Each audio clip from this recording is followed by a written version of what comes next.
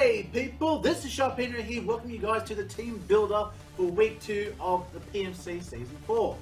So this week we're taking on the SL Baneficas. Last week we managed to win 2-0 against the Grimsby Grimmers and it was a great matchup.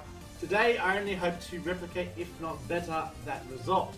So let's just run through some of the threats that we have to deal with against this team here. So we have things like the Victini, we have the Hydreigon, we have the Scolipede, we have the Shaman, we have Hippowdon, we have Aromatisse, Torracats, we have Hitmonlee, Mismagius, Magneton, and Mega Blastoise as the team that we are going up against. So obviously, right off the bat, a few threats in these teams, obviously things like the Victini, the Scolipede, the Hydreigon, the top 3 are definitely the big threats. But also, you got to watch out for things like the Mega Blastoise, which can definitely pack a wallop with that Mega Launch ability.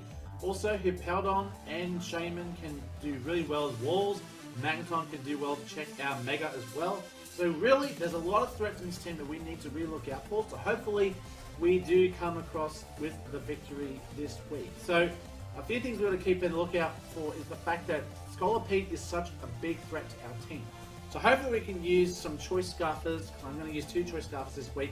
Hopefully we can use that this week to go ahead and get us that win. So first off, we've got Kieran Black, Choice Scarf, with Draco Meteor, Ice Beam, Earth Power, and Flash Cannon. The reason why I decided to go for a special attacking variant this week is just because looking at his team here, a lot of Pokemon in his team doesn't mind, well, I mean, there's only one Pokemon I can see in his team, actually 2 Pokemon, my apologies. There's 2 Pokemon in his team that really can handle a special attack. Other than that, physical attack.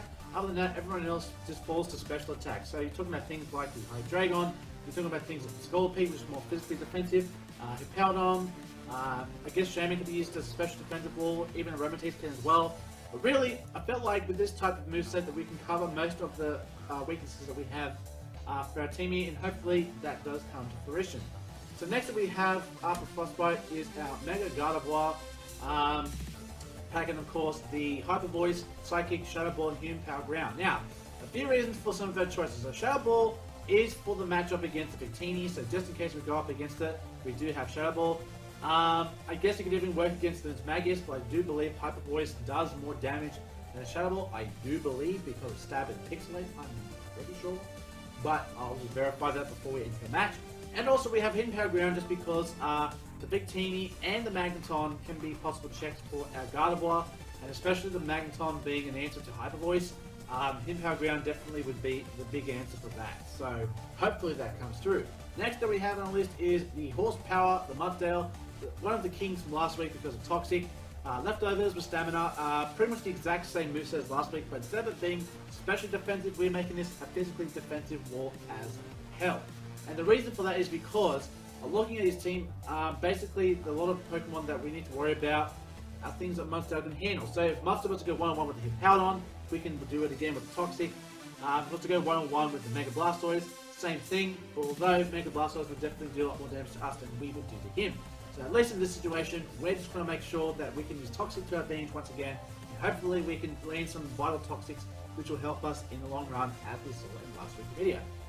Next that we have here is Chandelure, the Choice Scarfer, number 2 for this week here. Going Choice Scarf, the Flame Body, that should be